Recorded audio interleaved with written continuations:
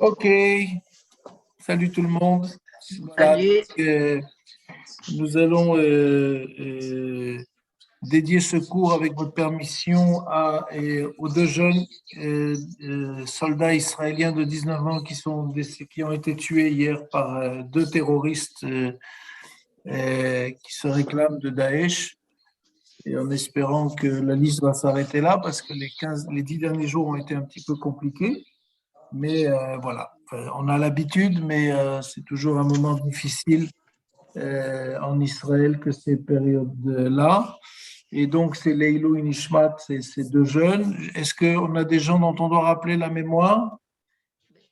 Il y a pas la cousine de Valérie, là? Mais je me rappelle plus de son prénom. C'est pas Delphine? Non, c'est pas ça? Non, c'est sa sœur Delphine. Mais je me rappelle plus de son prénom. Alors, je sais pas. Je ne veux pas dire de bêtises. Ouais. Ok. Et donc, on pensera à elle. On pense même avec quelques jours de retard, c'était l'année de Pépé Chaya. Ouais. Oui. Donc, comme on ne s'est pas vu et qu'on n'a pas parlé depuis, voilà. Et je voudrais donc leur dire que souhaiter une refouach shlema, une excellente santé à Tata Marie-Claire et à Tata Michette et à Tonton Albert et à tous ceux qui ont besoin d'une bonne santé en ce moment. Voilà. Et faites attention à vous parce que visiblement, c'est en train de repartir là. Ouais, il y a beaucoup de Covid. Ouais, c'est en train de repartir, donc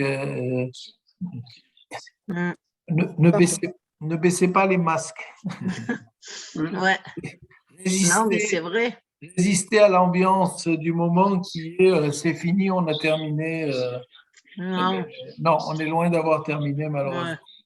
Et on sait exactement ce que ça nous a coûté, à tous collectivement. Ok, donc nous allons parler de la paracha de cette semaine, avec votre permission, qui est une des parachiotes, un des moments de la Torah. J'entends un écho, je ne sais pas si c'est chez moi, c'est chez qui. Moi aussi, j'entends, ouais. J'entends un écho. Donc, qui est une des parachiotes les plus obscures, on va dire comme ça, de la Torah. Et donc, on va l'aborder, mais je voudrais qu'on aborde aussi rapidement deux ou trois thèmes. Donc, cette paracha est la paracha de Tazria, d'accord? Donc, on est toujours dans le fameux troisième livre de la Torah, dont on avait déjà dit que lui-même était un livre très, très compliqué, puisque c'était le livre où l'on parlait de tout ce qui était fait au temple et les différents, entre guillemets, sacrifices et tout ce qui était lié à ces questions-là. Et donc là, on va aborder un sujet complexe et à peu près incompréhensible à notre époque.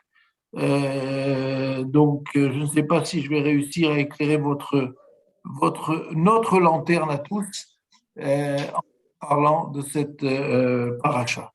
Alors, je vais l'afficher à l'écran. Voilà. Si j'y arrive. Voilà. Super. Donc là, en principe, c'est affiché devant vous la paracha de Tazria dans le troisième livre qui s'appelle le livre du Lévitique. Et est-ce que vous voyez? L'Éternel parla à Moïse en ces termes. Ouais. Ok. Alors, on va vite comprendre la difficulté. Donc, Vaïdaber Hachem el Moshe les morts, ça on a l'habitude, hein, on est dans tout à fait un grand classique. Et parle aux enfants d'Israël, lorsqu'une femme ayant conçu enfantera un mâle, elle sera impure durant 7 jours, comme lorsqu'elle est isolée à cause de sa souffrance. D'accord? Alors, c'est une manière très elliptique en traduction en français, parce qu'en hébreu, Keyemenida, c'est-à-dire pendant les jours où elle a ses règles. Et donc, pendant qu'une femme a ses règles, elle est considérée comme étant tméa. La notion de pur et d'impur en français, Comment vous comprenez cette notion de pur ou d'impur? Qu'est-ce que ça veut dire une femme qui a accouché d'un enfant mâle, d'un garçon, est impure? Comment vous comprenez ce concept d'impureté? Ben, par rapport au sacré, moi, je comprends le pur et l'impur. Oui, c'est-à-dire? Ce qui est impur n'est pas sacré. Mais c'est deux termes différents. On ne dit pas qu'elle est sacrée en hébreu, on est d'accord, on l'a déjà étudié, c'est kadosh. Ouais. Donc ce qui est kadosh ou ce qui est non kadosh. Donc on peut dire sacré ou non sacré. Ouais. Là, on est dans un autre concept, c'est-à-dire c'est le concept en hébreu, le terme c'est tum'a, c'est-à-dire l'impureté, c'est la tum'a. Qu'est-ce que ça veut dire pour une femme d'être impure? Alors je tiens à préciser qu'on verra de suite après les cas où les hommes sont entre guillemets impurs, où les hommes sont tamés. Ce n'est pas réservé uniquement à la femme et ce n'est pas réservé uniquement aux périodes des règles, d'accord? Comme ça, on évacue la question de les hommes, les femmes, le sexisme. Tout le monde peut être pur à certains moments et impur à d'autres. Mais la question, c'est comment on peut comprendre ce concept de pureté et d'impureté? Souillé. Oui, c'est aussi un mot. Est-ce que tu pouvais m'en dire plus? Le sang, une notion de sang, ouais. Oui, ça évidemment, c'est la différence. Enfin, c'est très très clairement oui. Ça, on est d'accord. C'est-à-dire que si le sang c'est la vie, ouais. Et s'il y a une perte de sang, donc il y a une perte de vie, et la perte de vie, ça s'appelle la mort. Donc la notion de pur et d'impur est liée effectivement à la vie et à la mort. C'est très très clair, effectivement. Et c'est la même chose en ce qui concerne d'ailleurs l'animal. Avdil, je n'ai pas dit que la femme était un animal, mais c'est aussi la question de l'animal. Quand on va lui faire la shrita pour pouvoir le consommer, on doit lui enlever tout son sang. Voilà. Aujourd'hui, comme la viande que l'on achète, la viande cachère, est en principe déjà cachérisée, on a un petit peu perdu cette habitude qu'avaient nos mères et nos grands-mères, parce que ça ne se faisait pas à l'époque, d'avoir une certaine bassine, d'avoir une certaine passoire, d'avoir une certaine planche. Tout ça, c'est aujourd'hui, on le fait beaucoup moins. C'est d'ailleurs un vrai problème d'éducation, parce que si vous demandez à vos petits-enfants la cachérisation de la viande, ils vont vous regarder en disant, mais de quoi tu me parles? Ça veut dire qu'il y a quelque chose qui est c'est comme en Israël, il y a une habitude, c'est que les chalotes, le pain juif, comme on l'appelle, ou le pain de maison, comme nous on l'appelait, eh bien, on va l'acheter au magasin le vendredi matin. Tandis que, pas chez nous à la maison, parce que Sylvia fait toujours le pain et ses filles ont un peu pris l'habitude, mais des fois, quand on est pressé, on n'a pas le temps, quand on est à l'extérieur, on est à l'hôtel, etc., on va utiliser des chalotes industrielles. Or, vous le savez, il y a 3 commandements, 3 mitzvot qui sont liés aux femmes. La première, c'est l'allumage des bougies de Shabbat. Adlakat Nerot, l'allumage des bougies de Shabbat, mais aussi des fêtes. Donc Adlakat Nerot. La deuxième, le prélèvement de la chala. La trouma, c'est-à-dire ce que l'on prélève sur la trouma, c'est-à-dire les chalot. Or, si j'achète des chalot toutes prêtes, tu ne peux pas prélever. Je ne peux pas prélever puisque ça a déjà été fait par d'autres. Et le troisième commandement auquel les femmes sont assujetties, plus que les hommes ou pas les hommes. C'est les lois de pureté conjugale. Nida. Alors, il y a là une question, ce qu'on appelle les règles de pureté, donc les règles de Nida pour les femmes. Et donc, les femmes qui n'allument pas les bougies, qui n'ont pas, ça pose un problème, par exemple, pour toute la question de la Nida pour un certain nombre de femmes, à partir d'un certain âge, évidemment. Mais toujours est-il que si je ne fais pas mes chalotes, je ne peux pas respecter ce commandement qui est le commandement de... Alors ça, c'est remplacé aujourd'hui par des très grands shows. C'est nouveau dans le paysage communautaire. On réunit des tas de femmes et on fait un grand show. Les hommes sont interdits à ce moment-là. C'est-à-dire, on veut que les femmes fassent du boulot à la maison, mais il y a ce grand truc qui s'appelle Afrashat Chala où les mecs n'ont pas le droit de se pointer. Ça veut dire qu'ils n'ont pas le droit d'aller fabriquer des chalotes. Il faudrait que les femmes se décide pour savoir exactement ce qu'elle souhaite. Mais toujours est-il qu'il y a là une vraie question qui est la question qui est comment on va pouvoir dépasser cette notion qui est la notion d'impureté. Et donc là, très clairement, comme tu l'as dit, c'est lié au sang, c'est lié à la vie. Voilà. Et n'oubliez pas qu'il y a un principe du judaïsme très très simple, un principe qui repousse tous les autres, qui est Ubacharta Bachaim, et tu choisiras la vie. Si, par exemple, je suis dans une situation où, pour sauver la vie de quelqu'un, je dois transgresser le Shabbat ou Yom Kippour ou ce que vous voulez, alors je dois le faire parce que la vie est plus importante que ces règles-là. Et donc, il y a là un point très important qu'on a déjà vu un certain nombre de fois, mais qui apparaît dans cette paracha de manière très, très claire. Et donc, c'est ce côté qui est le côté de pureté, impureté. Tum'a, c'est l'impureté.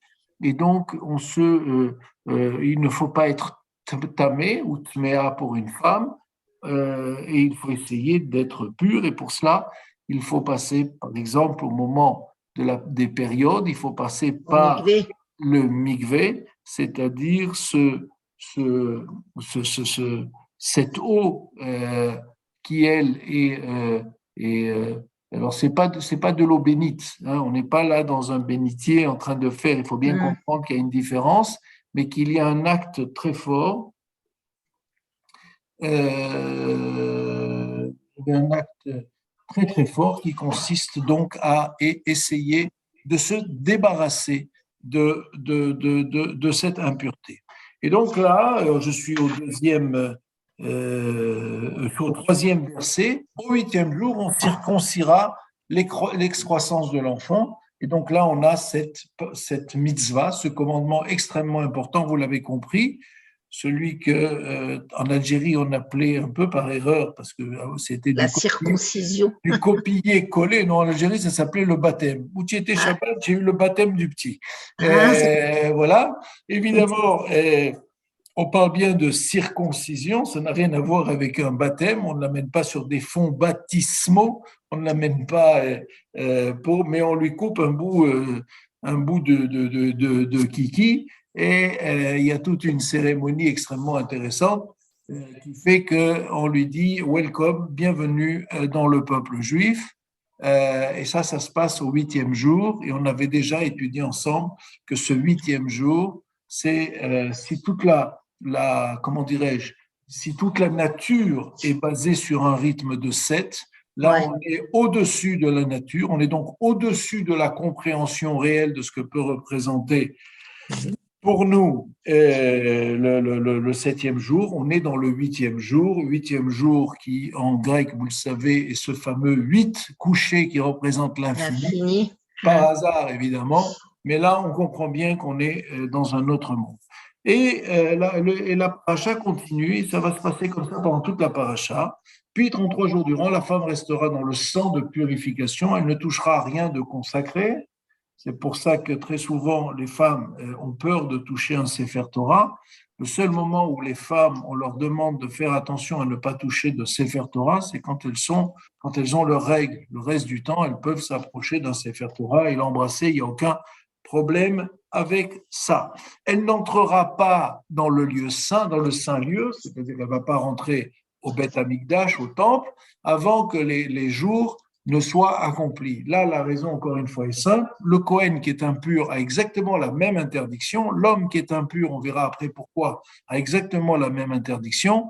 On ne peut pas rentrer dans le lieu le plus important qui est pour nous le temple. On ne peut pas y rentrer si on n'est pas dans un état où on se sent plein de vie. Voilà. Et si c'est une fille qu'elle met au monde, elle sera impure 2 semaines. Alors là, ça commence déjà à gueuler. Pourquoi pour 7 jours? Et pourquoi pour une fille, c'est 14 jours?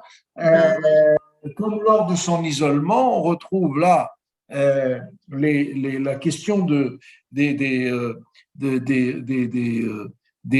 pourquoi? Parce que l'isolement, c'est-à-dire pendant ces règles, là, on est bien d'accord, Puis, durant 66 jours, elle restera dans le sang de purification. Et là aussi, c'est-à-dire, pour parler très, très concrètement, que son mari ne peut pas approcher sa femme pendant les 66 jours qui suivent la naissance d'une fille. Alors, il y a là-dessus, évidemment, vous connaissez les rabbins et les sages, il y a beaucoup de discussions, il y a beaucoup de bagarres, il y a beaucoup de commentaires. Certains disent, ben, pourquoi 2 semaines? Ben, c'est très simple. C'est-à-dire que la mère fait sa semaine à elle, puis elle fait directement une semaine pour sa fille, puisque sa fille, c'est une fille et qu'elle-même, ayant connu le sang de la naissance, donc voilà. Mais c'est une difficulté, il faudrait voir là, et je ne suis pas spécialiste du tout, je laisse au médecin le soin de décider.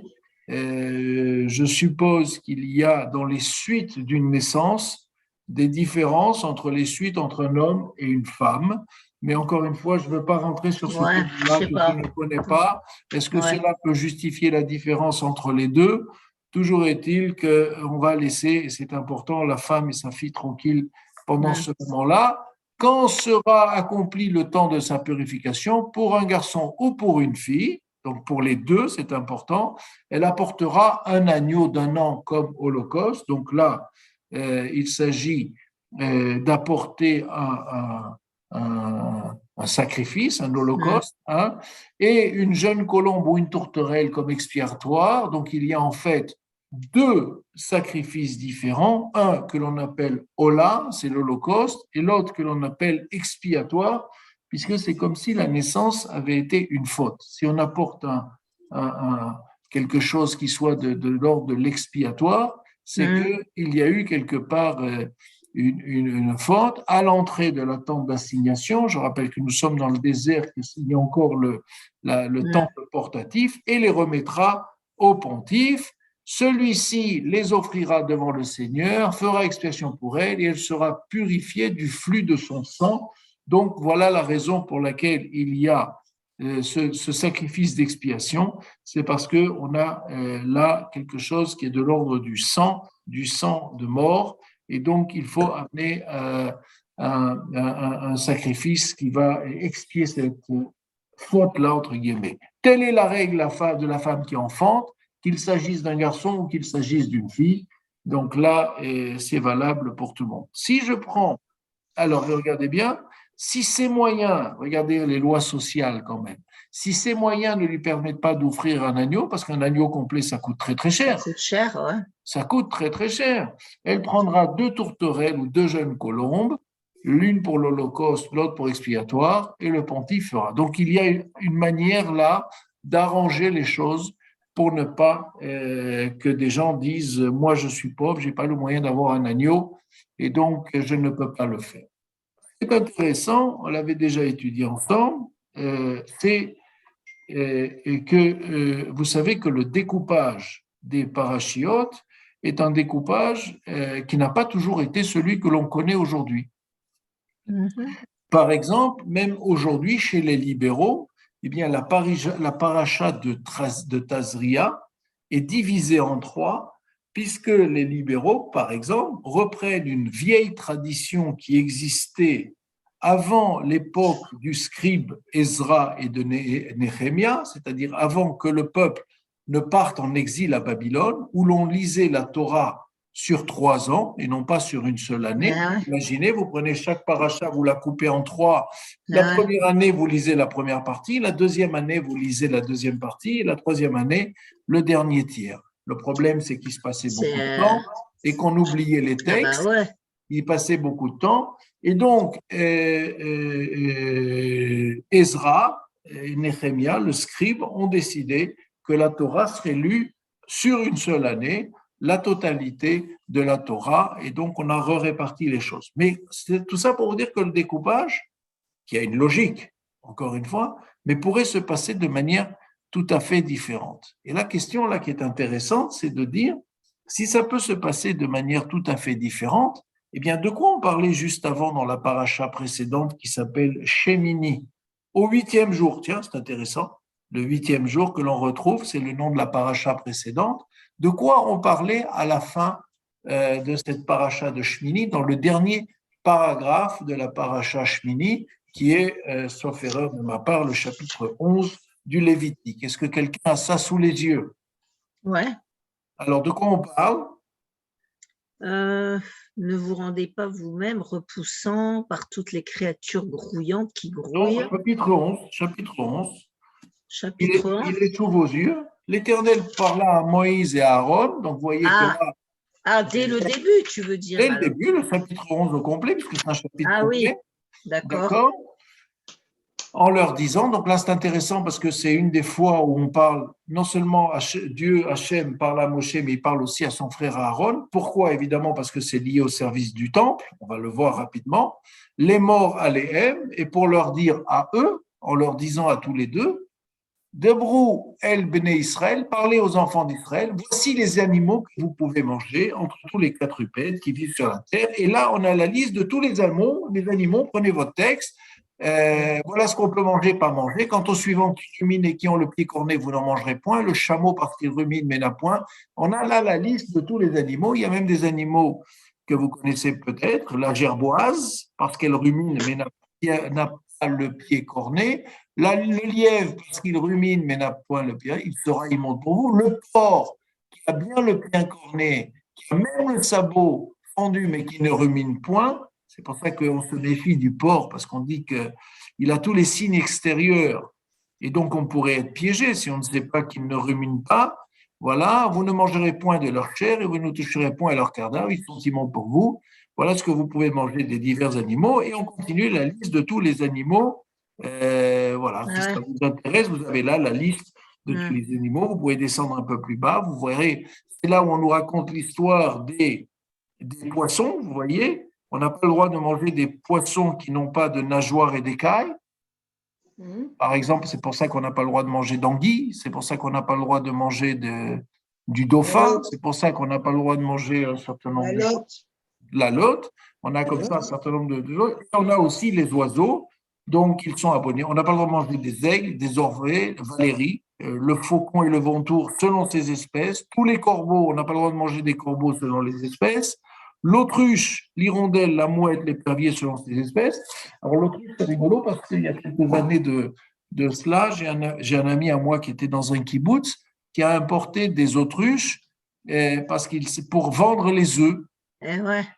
Et le problème, c'est que vous connaissez le principe maintenant, minataor taor minatame tame, donc ce qui vient du pur est pur, ce qui vient de l'impur est impur. Et donc la seule chose qu'on ait gardé de lui, on l'a encore à la maison, c'est juste la coque d'un œuf d'autruche. Voilà, c'est dommage parce que vous imaginez faire une omelette avec un seul œuf d'autruche pour une famille nombreuse, c'est génial.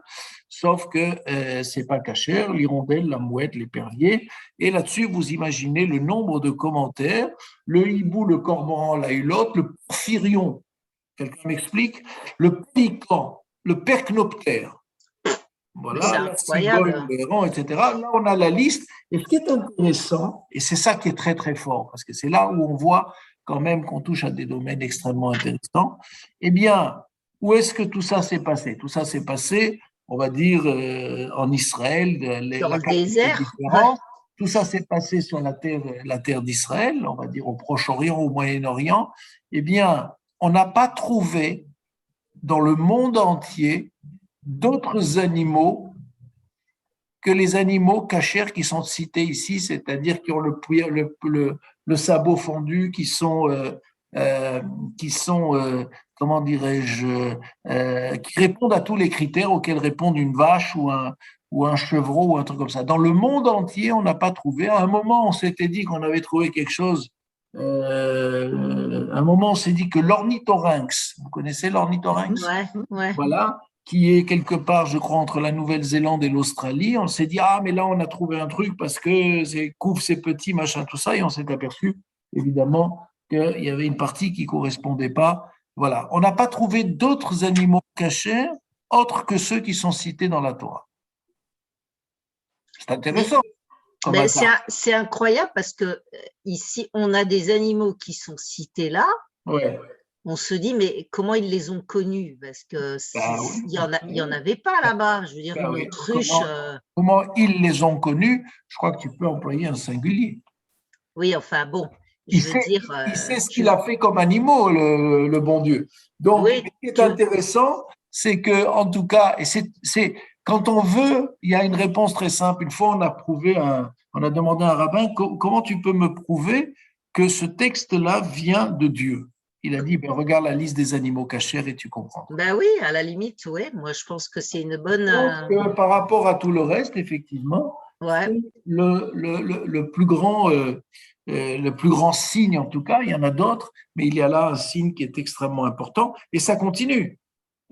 Par exemple, ça continue. Par exemple, vous pouvez donc manger les suivants. L'arbé. L'arbé, c'est quoi arbé? Arbé, Je sais on en parle à Pessah. L'arbé. Arbé, c'est une des plaies. C'est quoi arbé? C'est les sauterelles. Et donc, Ah oui. pourquoi? Parce qu'en hébreu, arbé, ça veut dire beaucoup, multitude. Or là, c'est que les sauterelles, Ah. elles avancent toujours par nuages. On parle de nuages de sauterelles. Et vous savez qu'au Maroc, il y a des gens qui sont spécialistes de ça. Certaines espèces de sauterelles sont cachères. Et dans le texte, il y a marqué l'arbé selon ces espèces. Certaines, et savent les reconnaître, il y a des gens qui sont spécialistes de ça. Et vous le savez, on parle beaucoup aujourd'hui de remplacer notre nourriture Ouais. par des insectes. Voilà, on a une porte là qui est un petit peu ouverte à travers. Voilà. Donc, Mais ça veut dire quoi, Jean-Charles, selon ces espèces? Ça veut dire selon quoi? ces espèces, ça veut dire que, eh bien, si tu veux, il est où le chien qui était chez vous, d'ailleurs, le caniche, là? Ben, il est mort. Quand? Ben, il est mort, c'est le caniche de ma mère. Il est Ben mort oui. à la maison. En Ben, il y octobre. a, il y C'est a pas octobre, il est un mort. mois ou peu de temps après. Ouais, il y a 2 mois, il a dû mourir. Ouais, le C'est pauvre. vrai? Ouais. Ouais. Ouais. Donc, Mhm. encore un hasard. Toujours est-il que c'est comme si tu disais, il y a les chiens, et puis il y a les chiens loups, les caniches, les machins. Ça veut dire les espèces, c'est à l'intérieur Ouais. de ce qui s'appelle les chiens, il y a différentes espèces et sous-espèces et croisements et tout ce que tu veux. D'accord. Donc c'est ça qui se passe avec ça, et la liste continue. Donc la question, on en était là. Quel rapport y a-t-il entre le chapitre 11 du Lévitique, puisqu'encore une fois, quand vous lisez un Sefer Torah, il n'y a pas de chapitre, il n'y a pas de séparation, il n'y a pas de point, il n'y a pas de point-virgule, il n'y a pas de tiret, il n'y a pas de parenthèse, tout ça, ça continue. Donc, si un texte est collé à l'autre, j'ai deux possibilités, soit je dis c'est par hasard, soit je cherche à le lien qu'il y a entre les deux.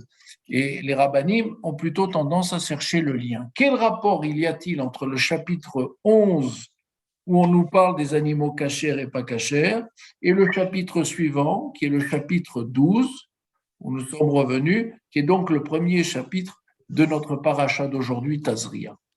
Et là, il y a une explication que je trouve assez belle, et qui dit, mais c'est exactement comme à la création du monde. Qu'est-ce qui a été créé avant l'homme? Les animaux. Les animaux. Bah oui. Et donc, avant d'arriver à, lorsqu'un homme, une femme aura un garçon, etc., et qu'il aura 8 jours, ça veut dire au moment où on parle de la reproduction de l'homme, c'est-à-dire eh bien, on reprend le modèle qui est le modèle de la création du monde, où on va d'abord parler des animaux qui sont cachers ou pas cachers, puisque contrairement à ce que pensent les véganes, l'homme est supérieur à l'espèce animale. L'homme va d'ailleurs, on ne va pas le revoir aujourd'hui, mais si vous prenez la première paracha de Bereshit, dès que Adam Arishon, dès que le premier homme va être vivant, l'une des premières choses qu'il va faire, c'est qu'il va donner des noms aux animaux. Ouais. C'est lui qui va donner des noms aux animaux pour dire que, or, quand vous donnez le nom à quelqu'un, c'est-à-dire que quelque part, vous en êtes Fait exister. le fait exister, mais ça veut dire aussi que tu lui es supérieur, puisque toi, tu es capable de le nommer et de lui donner un nom. Donc là, la reprise de cet ordre-là, c'est pour nous dire, eh bien, il faut que le monde existe, il faut que le monde, et que l'on sache exactement ce que l'on peut manger, ce que l'homme, la femme, peut manger, ne pas manger, et à ce moment-là, l'homme peut venir au monde à travers donc cette naissance, à travers cette Brit Mila, cette circoncision, et s'intéresser à la question de la pureté ou de l'impureté.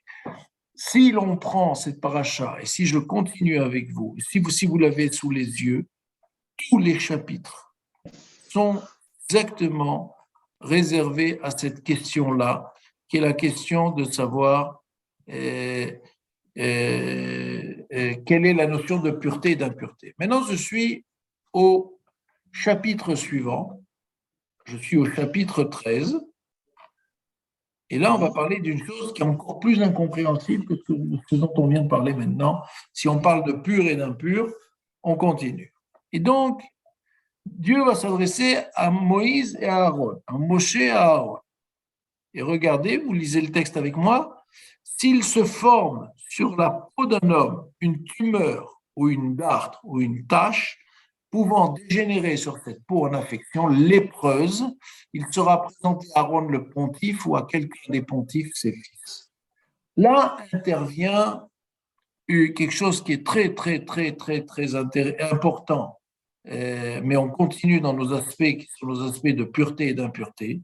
Eh bien, c'est ce qu'on appelle la tsara'at, c'est-à-dire, en traduction ici dans le texte, la lèpre. Il y a une lèpre qui est une punition, une maladie récurrente dans la Torah et qui intervient à des moments très précis. Est-ce que vous vous rappelez ce qui est arrivé à Myriam, la sœur de Moshe? Oui, elle a eu la lèpre. Elle a eu la lèpre. Pourquoi elle a eu la lèpre? Parce qu'elle a parlé de Moshe. Parce qu'elle a parlé de Moshe. Qu'est-ce qu'elle a dit sur Moshe? Ah, je ne me rappelle plus. Mais ouais, Vas-y. pourquoi plus lui que nous? Puisqu'elle disait, oui, elle avait l'air de comparer sa vie à elle par rapport à celle de Moshe. Ben, je me souviens plus. C'est un peu ça. Encore une fois, on est dans le cadre d'une famille qui est composée de 3 frères et sœurs. L'aîné s'appelle Aaron, la cadette s'appelle Myriam et le petit s'appelle Moïse, Moshe. Et en fait, c'est au moment de l'épisode où Myriam, très féministe peut-être, mais qui aime son frère, ça veut dire que c'est très important de le comprendre, va tout simplement parler de la femme de Moshe en disant Moshe ne s'occupe pas assez de sa famille, de sa femme et de ses enfants. Il s'occupe de tout le peuple d'Israël peut-être, mais il ne s'occupe pas de sa femme et de ses enfants. Est-ce que vous vous rendez compte à quel point c'est pas une critique, c'est une constatation parce que sa femme et ses enfants, quand il va quitter, Moshe va quitter son beau-père, quand il va aller retourner en Égypte, à ce moment-là, il y a un épisode incroyable. Sa femme lui dit attends, il faut vite faire la circoncision à nos enfants. Tu as oublié, Moshe, tu as oublié de faire la Brit Mila à nos 2 garçons. Et Moshe, tu es en danger parce que quand on ne fait pas la Brit Mila à ses enfants, eh bien, il y a une punition extrêmement importante. Il y a une punition de karet, de retranchement du peuple d'Israël. Et c'est donc Tzipora, Sephora en français, c'est pas qu'une marque de parfum, c'est Tzipora, c'est la femme de Moshe. Eh bien, Tzipora lui dit surtout, et je rappelle qu'elle était la fille d'un grand prêtre d'une autre religion. Ah bah oui. C'est elle qui lui rappelle cette règle de base qui est la responsabilité des pères. N'oublie pas de faire la Brit Mila. Et après cela, on n'en entend plus parler. On n'entend plus parler de Tzipora et on n'entend plus parler non plus des 2 fils de Moïse. Ouais. On n'en entend plus parler du tout. Et au moment où on va transmettre le pouvoir, on n'est pas du tout dans un système où le pouvoir se transmet de père en fils. Ce n'est pas eux qui vont prendre la suite ni de Moshe, ni de Aaron. Ils vont hériter de aucune des charges. C'est au mérite, et le mérite, c'est d'autres qui l'ont. Toujours est-il que, pourquoi elle va avoir la lèpre? Tu l'as dit, Germaine, c'est que tout simplement, elle va parler de son frère. Et c'est cette question fondamentale dans le judaïsme qui s'appelle le Lashon Hara. Ah oui. Faire du Lashon Hara, c'est-à-dire de la mauvaise langue, en mauvaise traduction française comme toujours, c'est pas dire du mal de quelqu'un, C'est d'en parler. c'est d'en parler. Ben oui. C'est-à-dire que si je dis, alors qu'elle n'est pas là, si je dis, je vais dire n'importe quoi, si je dis à ma voisine, ah, j'ai vu Martine aujourd'hui, elle avait une perruque sur la tête ou elle avait une nouvelle coiffure, ça s'appelle pratiquement du Lashon Hara. Mais alors, tu parles jamais de personne. Il y a fait, belle question. C'est pour ça qu'il y a un livre complet qui a été écrit par un rabbin qui s'appelle le Chafetz Chaim et qui s'appelle exactement quelles sont les limites de ce que l'on peut dire ou ne pas dire. Mais encore une fois, il y a une différence entre la médisance, Oui, voilà. le fameux mais, vous savez. Ouais. Dimanche, j'étais à la fête de l'arrière-petit-fils de Michel. J'ai vu un tel, elle est Oui. sympa, mais qu'est-ce qu'elle parle beaucoup? Ça, c'est de la médisance. Oui, voilà. D'accord? Ça, c'est terrible.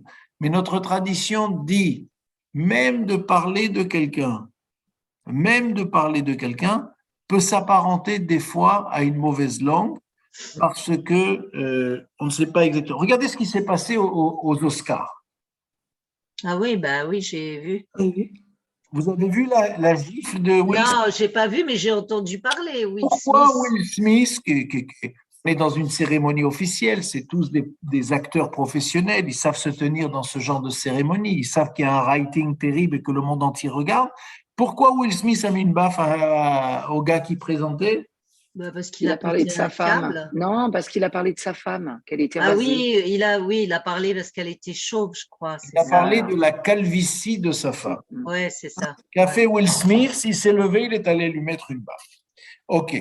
Alors, on n'est pas obligé de mettre des baffes aux gens qui parlent mal, ça, c'est pas le sujet. Mais tout Et ça, des fois, on peut s'énerver aussi. Hein. on a tout à fait le droit de s'énerver, mais ça, c'est quand on n'arrive pas à se contrôler, by C'est definition. vrai. Donc, la question est de dire, on se méfie de la mauvaise langue, on se méfie du Lashon Hara, parce qu'on dit dans notre tradition que le Lashon Hara tue 3 personnes. Ouais, celui qui a dit, celui à qui Celui qui a ça dit, s'adresse. celui dont on parle Ouais. Et celui qui écoute. et celui qui écoute. Hum. Celui qui écoute, celui qui est témoin il y a des tas d'histoires comme ça de rabbinim. Une fois, il y a eu un grand congrès de rabbins, mais comme ils n'étaient pas exactement de la même tendance et du même parti, il y a eu un grand congrès de rabbins dans le centre de l'Europe et il y avait là-bas le Chafetz Chaim, donc celui qui se méfiait beaucoup du Lashon Hara, et quelqu'un a commencé à dire du mal du Rav Kook, qui était le premier grand rabbin d'Israël. Et le Chafetz Chaim s'est levé, il a quitté, et alors qu'il avait fait un voyage de plusieurs jours, il a quitté la salle et il a dit, je ne remettrai plus, et c'était une assemblée de rabbins, je ne remettrai plus les pieds dans cette salle parce qu'il y a ici du Lashon Hara et je ne veux pas être associé à ça. Donc, on se méfie beaucoup de cela et surtout, on avait parlé de ce petit mot. Elle est gentille, mais ce mais-là qui tue tout. Elle a de belles chaussures, mais sa robe est comme ça. Donc, on se méfie, on fait très attention. Toujours est-il que quelle est la punition pour le Lashon Hara dans le cadre de Myriam? C'est la lèpre. C'est la lèpre. Et d'ailleurs, comme Aaron est à côté et entend ce que dit Myriam, lui-même est frappé aussi de la lèpre. D'accord? Et c'est ça qui est intéressant. Ça va les mettre à l'écart du camp pendant un certain temps. Et donc là, on étudie, en fait, dans cette partie-là, voilà, c'est le pontife c'est le Cohen, examinera cette affection de la peau. Si le poil qui s'y trouve est devenu blanc et que la plaie paraisse plus profonde que la peau du corps, c'est une plaie de lèpre. Cela constaté, le pontife le déclara impur. Et on va se retrouver avec toutes ces règles de pureté et d'impureté. On ne comprend rien du tout, surtout que des fois, il y a une lèpre des vêtements. Qu'est-ce que ça veut dire une lèpre des vêtements? Et si on continue encore, croyez-moi sur parole, mais si vous lisez le texte, il y a des fois une lèpre qui apparaît sur les murs de la maison. Et là, je Ouais. parle pas du problème qu'on a en Israël parce qu'on est beaucoup moins bien isolé qu'en France. Je parle pas du problème qu'il y a une fuite d'eau ou un truc comme ça.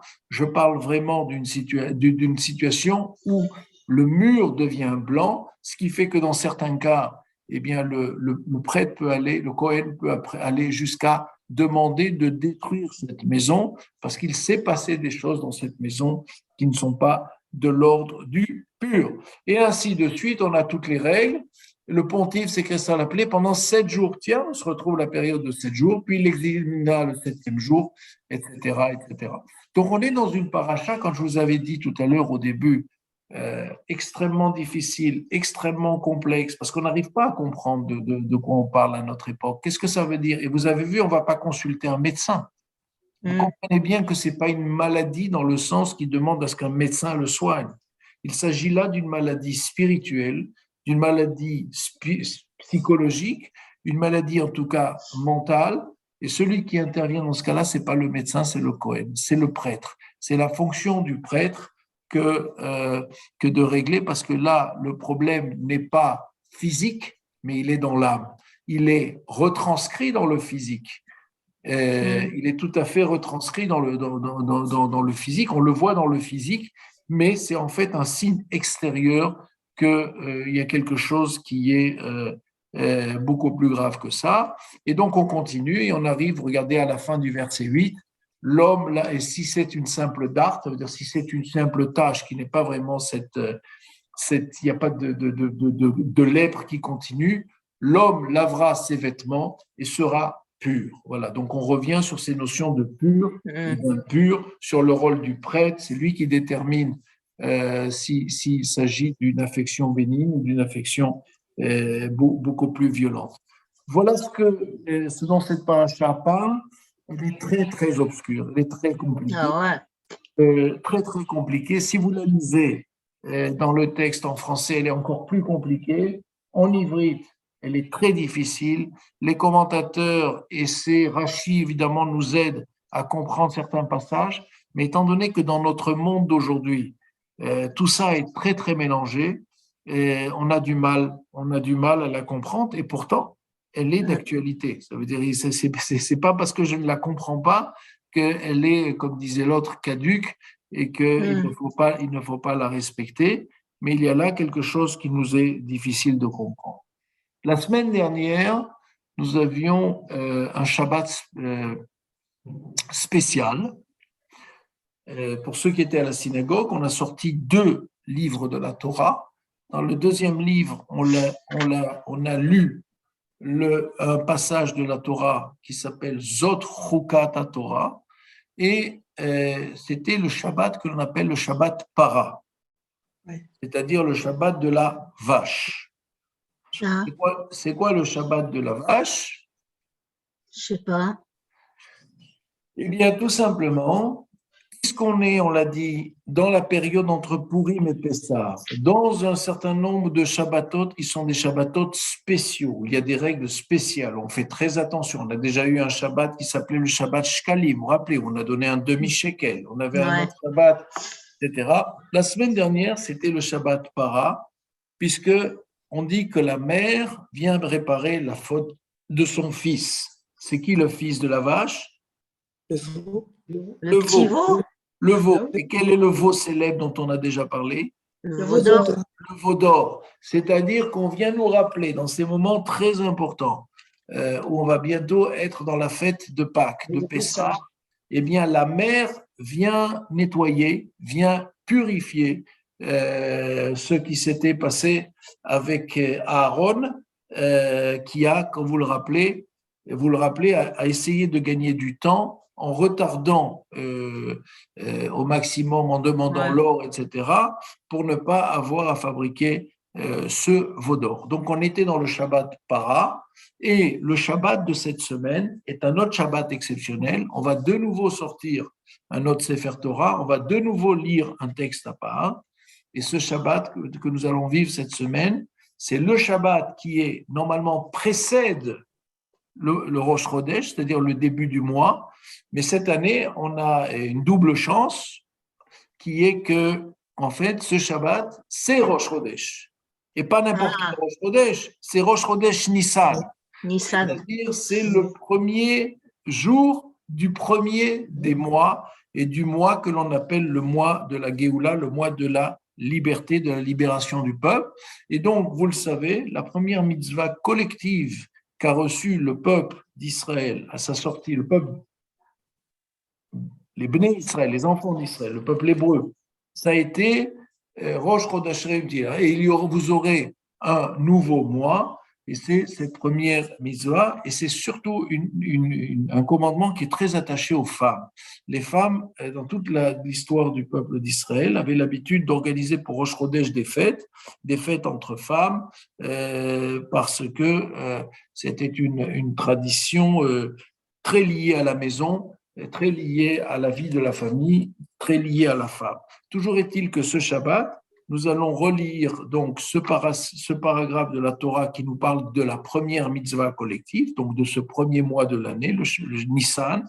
Et Rosh Chodesh Nissan, à Constantine, dans nos familles, était vraiment une fête importante. C'est là où on allume Kandel, on a allumé cette bougie dans laquelle on va mettre du lait aussi.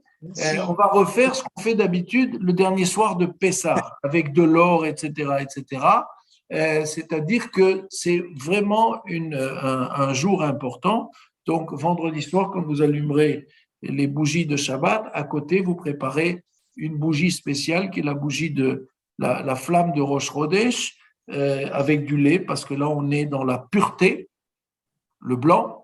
Le lait étant la représentativité, évidemment, la représentation de la pureté. C'est pour ça que la kala, c'est-à-dire la mariée, s'habille en blanc, et qu'on a là quelque chose de très important, effectivement. Donc, il y a là, on est dans des Shabbatot exceptionnels, on est dans ce Shabbat qui va être entre donc Shabbat Para et le Shabbat de Rosh Chodesh. Il n'y a pas longtemps, vous vous rappelez, on avait le Shabbat Zachor, où on rappelait le mal absolu qui s'appelle Amalek, et ce qu'il avait voulu pour détruire le peuple, et celui d'avant étant le Shabbat Shkalim. Donc, il y a là des piqûres de rappel de moments importants de notre histoire et de moments importants aussi de notre vie collective. Et c'est pour ça que ce Shabbat, pour nous, sera une vraie fête, puisque 15 jours après, va avoir lieu la grande fête, la très grande fête, qui est celle de Pessah, évidemment, où, même si les discussions portent uniquement sur qu'est-ce qu'on mange pas, le vrai sujet est ailleurs, c'est sur cette notion qui est la notion de liberté.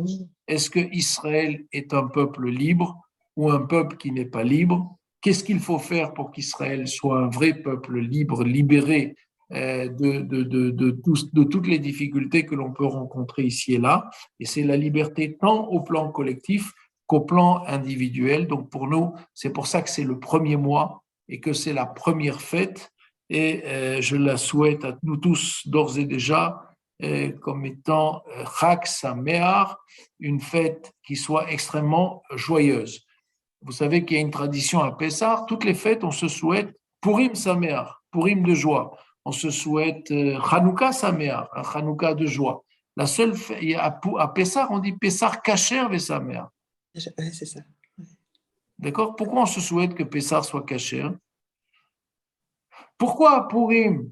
Si je ne connais pas Germaine et qu'elle m'apporte un mishloach manot, un paquet de gâteaux, je vais les prendre sans lui poser la question de la cacheroute. Et pourquoi à Pessah je deviens fou et que je ne vais pas accepter le colis de Germaine même si je la connais?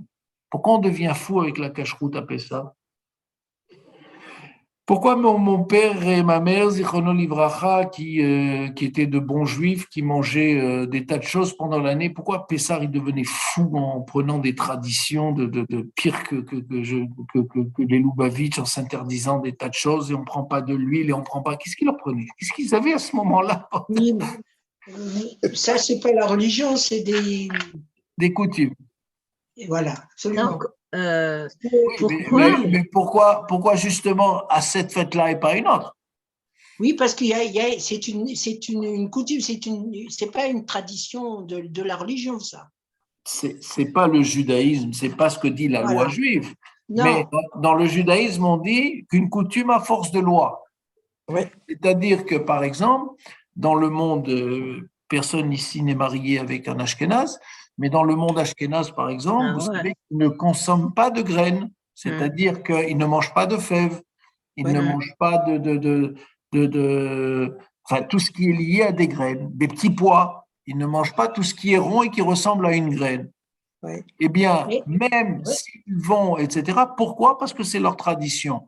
Et Ah oui. même s'ils allaient voir tous les rabbins du monde aujourd'hui, ils ne peuvent pas être libérés de cette tradition. oui. C'est fou, quand même. Regarde, nous, on ne mange pas ni la patate. Et les Ah, deux moi, premiers je mange jours, la on a vu. patate. Ah non, on Pourquoi mange pas tu la manges pas? patate, nous. Non, Tu Mange manges pas la pomme de terre? Ah bon? non. Bah alors, qu'est-ce que tu manges? Je te jure, c'est vrai, on mange des Je légumes. vous avais dit qu'on allait parler de nourriture. Vous voyez, je ne me suis pas trompé, ça n'a pas pris très longtemps. Oui, on ne mange pas de patates dans la famille Zerbib, ma chère Oui. Martine, depuis très Moi, très je suis- longtemps. Oh. Ta mère, son marié, Jean-Charles. ne mange pas de pommes de terre. Jean-Charles, je suis une pure zerbib. Moi, ma mère, parce que elle je mange mangeait pas des de pommes de patates. terre. Mais parce que ta Mais mère parce que c'est était la- liée à après, ton c'est la- père. Elle avait c'est repris la la- tradition de voilà. ton père. Père, Ah, tandis mais que oui, moi, quoi, c'est j'ai la gardé coutume. la tradition de ma mère, mes parents. ah bon, mais elle mangeait pas de pommes de terre? On ne Non. mangeait pas de Non. pommes de terre et Mémé, pendant 8 jours, il cuisinait sans huile Ah et oui, elle ça, a je sais. accepté que ce soit uniquement les 2 premiers jours Ah oui, je Voilà. sais, je parce que sais. sinon ça aurait été trop compliqué. Ben, Ouais. chez Voilà. nous, chez moi, chez nous, il y avait ma sœur Raymonde qui faisait comme ma mère et moi. Et papa. Et papa, bien sûr. Ton père. Et moi, c'est j'ai normal. repris la tradition de papa. Ouais. Ah, tu Euh, manges pas de pommes de terre? Je ne mange Pourquoi pas de pommes de terre, je mange aucune boîte de conserve, je ne mange que Ah. des légumes qu'on va acheter au marché frais. Et on Voilà, tu passe as raison. notre temps à faire Hein? des fèves et des petits pois Quoi? et des haricots Pas de gêne? et je ne sais pas trop quoi. Moi, je Et te on le prend mettrai en aucune dessous. boîte de conserve. On fait Ah très, ouais. bon, je mange aucun laitage. Faut pas que ça le Ah ouais? Non, Une Ah, fois, nous, quand manger. j'étais petit, Je reviens. j'étais allé voir Mémé. C'était quand il commençait à y avoir des trucs, etc., etc. J'ai dit, mais pourquoi on mange pas de chocolat? Voilà, c'est marqué dessus, cachère pour Pessah. Pourquoi on mange pas de non. chocolat? Il me disait, dis-moi, les Hébreux, quand ils sont sortis d'Égypte, ils avaient du chocolat? Eh ben oui, C'est elle a vrai, raison. c'est Elle a vrai. raison. mais- Bah, on va pas lancer le débat. Non, mais si tu veux, la question, ça n'a rien à voir. C'est la même chose. Nous, on mange pas de riz, mais le riz, c'est cachère. Bien sûr. Oui. Voilà. Donc, évidemment qu'il s'agit de traditions. Ouais. Il y a des traditions qui sont. Il y a une tradition qui est très répandue, par exemple, et vous la connaissez, puisque ça, vous m'avez vu le faire, mais ça n'existe pas que chez nous dans notre famille, ça existe ailleurs, c'est que je ne mange pas en dehors de chez moi. Je ne mange Pareil. que chez moi.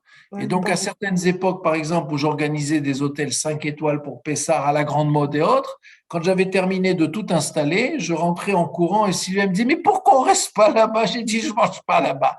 Et c'est Ah, moi qui ouais. l'organisais. Donc, comme ça, c'est des Mais ce qui est traditions. incroyable, c'est que, si tu veux, jusqu'à il n'y a pas si longtemps, chacun faisait Pessar chez lui. Maintenant, c'est à celui qui va aller dans un hôtel en Oui. Israël.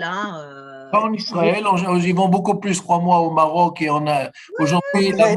la mode, c'est l'Espagne, la La mode, Grèce. c'est la Grèce. Partout, Ouais. Moi, j'ai des tas partout. de copains de partout qui Mais effectivement. moi, où j'ai été étonnée, c'est en Israël, où ils vont tous dans les hôtels pour les Shabbats. Mais je trouve Oui. que ça, alors Bah, moi, ça m'a encore plus choqué. Je Mais me pourquoi? suis dit, mais parce que comme ça, la femme, elle cuisine pas. C'est Bah tout. voilà. Non, Bah, mais tu c'est veux dire à Pessard ou toute l'année? Non, l'année, les L'année. Shabbats organisés dans les hôtels. Quel serait le problème? Pourquoi tu veux que les femmes cuisinent? Eh ben voilà, eh ben voilà. C'est très très bien. Si ça facilite la vie des gens, c'est très bien. Mais là, la question de Pessard, c'est pour Qu'est-ce qu'il y a? revenir. Les traditions sont extrêmement fortes. Mais attends, j'écoute le cours. Ça, c'est papa qui laisse rien faire. Ah, oui, j'ai compris. Pardon, j'avais le Tout va bien, Non, c'est Nicole. pas Tout va grave. bien, Qu'est-ce Nicole. qu'il a? Vraiment, ne t'inquiète pas. Il Toujours te est-il laisse qu'on pas. on a Il te comme ça laisse de pas Ouais, il écouter. appelait. On a comme ça de très nombreuses traditions, ce qui nous permet d'en parler en permanence, parce que en Israël, je vais vous dire, à part le pain, et encore, ils fabriquent des petits pains comme ça, mais à part le pain, il y a tout, il y a de tout. Ah Ça veut oui, dire, bah en oui. Israël, il n'y a Ouais. aucune différence Ah ouais. entre les deux, mais ça permet aux gens d'en parler du matin au soir, ça les occupe comme ça, donc il n'y a pas de souci. Bah, si ça existe en Israël, c'est que quand même les autorités rabbiniques l'autorisent. Mais il n'y a Ah aucun oui. problème, c'est ce que je suis en train de te dire. Voilà. Ah bah oui. Donc, Ça l'autorise, mais ça n'empêche pas, par exemple, moi j'ai des amis ashkénazes qui sont de très bons amis, je ne peux pas les inviter à Pessah parce que tout ce que nous on fait à manger, les fèves, les machins, ils ne peuvent ils pas mangent pas. manger, parce qu'ils ne mangent pas ce qu'on appelle kitniyot, ils ne peuvent pas Ouais, manger voilà, de, kitniyot, ils c'est ne ça. peuvent pas manger de moutarde parce que c'est fait à base d'eux, etc., etc., etc. Eh Voilà. oui, après, ouais, Il y a ouais, des habitudes. Et encore une fois, toutes les règles sont bonnes, mais il ne faut surtout Ouais. avoir aucune obsession sur la bouffe. C'est ça qui me Ouais, paraît important. ouais, Il y a des choses plus importantes à Pessah que de parler du matin au soir de nourriture. ouais. Et à Pessah, en général, les gens grossissent, ils ne maigrissent pas, à ma connaissance. Donc ça va, quoi. C'est pas Ouais. dramatique. Moi, ça me gêne pas. Je sais Et qu'il y a- Jean-Charles, Oui, Jean-Charles, oui. mon frère, moi, et truc, on mangeait pas le sucre. Ouais, ça, je sais. Mais moi non Ah, plus, je ne oui. mange pas, j'ai les mêmes traditions que toi, Tata. Je ne mange pas de sucre et je prends les dates je prends le café Ah oui. avec une Voilà, date et le un café Je m'en avec les rappelle dates. de petit peu ça. de fleurs d'oranger. Toujours, Ouais. Ouais. toujours. Ah ben, c'est sûr que vous maigrissez, Jean-Charles. Mais non, on ne maigrit pas, c'est ça qui est génial. Ne maigris pas, non. On ne maigrit pas. Oh, à mon œil, On ne maigrit pas, on Tu manges- grossit. tu manges pas de pommes de terre, tu manges pas de sucre, tu manges Oui. pas de. Ah non, mais Oui. c'est vrai, je te jure. Ah oui, oui. Mais quand nous, on fait le dernier soir, le soir de la fin de la fête, on rentre pas de chametz, mais on mange tout ce Oui, qu'on n'a je pas m'en mangé rappelle. pendant la semaine, c'est la fête. Eh Et ouais. on rentre le pain le lendemain. Exactement, ça n'a pas bougé. Voilà. Eh ben, mon Ah bah oui. père, lui, en Algérie, à 4 heures de l'après-midi, mangeait le pain et les gâteaux. Bon, À 4 heures. Ah oui, C'était non. leur tradition. oui. Comment dirais-je sans être blessant? Je connais des jeunes filles qui faisaient la même chose quand elles étaient plus jeunes. Exactement. Voilà. Et on en parlait chaque année, c'était le bon vieux temps. Eh Donc, il y ben, a on pas de suivait la problème tradition de là-dessus. mon père, nous. Bah oui. Tu as raison, tu as raison. Mais comme je disais toujours, la seule chose, donc, quand vous faites des sandwichs au jambon, ne mettez pas de beurre. Comme ça, il n'y aura pas de problème. Ah non, ça, on n'a pas mangé. Non, ça, on n'a jamais fait. Je Jamais. rigole, je rigole, je rigole. Pas exagéré, hein. Je rigole. Mais tout ça pour dire que, voilà, on va rentrer dans cette fête de Pessah, dans ce mois de la liberté. Et donc, profitez-en à fond. C'est ça qui est important Ah oui. pour chacun d'entre nous. Profitez-en pour passer du temps avec la famille, avec les amis. Et voilà, nous, on fait des pique-niques. Tous mes copains, ils amènent tout ce qu'ils veulent. Et moi, je suis avec mes galettes et mon bout de saucisson. Et je suis content. Voilà, ça me suffit. Bah ouais, bah, c'est ça qui compte, hein. Ouais. C'est pas ce qu'on met dans le ventre, hein, qui compte. Et hein, la c'est bonne sûr. nouvelle, la bonne nouvelle, alors que je lui ai rien demandé du tout, c'est que mon petit Ariel a décidé de reprendre la tradition familiale. Ma tradition. Ah, Ah, ben c'est bien. C'est le seul parce que les autres mangent cachère, mais ils mangent. Bon, Ouais. son mari, elles suivent leur mari, ouais. mais voilà. Mais Ariel a décidé qu'il reprenait la tradition de la famille, donc ça continue. Ah, bah, c'est bien. C'est C'est bien. bien. Voilà. C'est magnifique. Bon, mais Ouais, c'est merci. rigolo. Hein, Eh pour, ben, écoutez, on essaie de se reparler lundi prochain. Voilà. Merci, Jean-Charles. En tout cas, merci à vous. Merci Et, à et toi. on Charles. continue. Et une bonne santé aux tatotes. Jean-Charles, Des Jean-Charles. tatotes. Ah, attends, Nicole, Jean-Charles. je crois qu'elle veut te parler. Oui, Oui, Jean-Charles, tu parlais de. Ah mince, tu sais, pour le cimetière, comme tu disais Oui. que c'était le Shabbat, on peut y aller ou pas? oui, allez-y vendredi matin. Vendredi, ouais. D'accord. La veille de Ça, je Rosh voulais Chodesh, savoir. on monte au cimetière. Après, on peut. Parce qu'après, il y a tout le mois de Nissan où en général, on ne monte pas au C'est cimetière. ça. Mhm. Sauf Ah, dans mais- un cas, si par hasard, moi, je venais d'Israël à Montpellier et que c'était le seul moment et que j'ai pas Ouais. le choix. Mais Ouais. en général, on évite à Nissan de monter au cimetière. D'accord. D'accord. Et vendredi, Ok. veille de Rosh Chodesh, bien sûr. Ok. D'accord. Voilà. Ok. Ok. Merci. Allez, Merci Merci Jean-Charles. pour je vous tout. embrasse, bonne semaine. Bye. Ciao. Bonne soirée. Merci Merci, à bye bye. tous. Bisous à Bye. tous. Bye.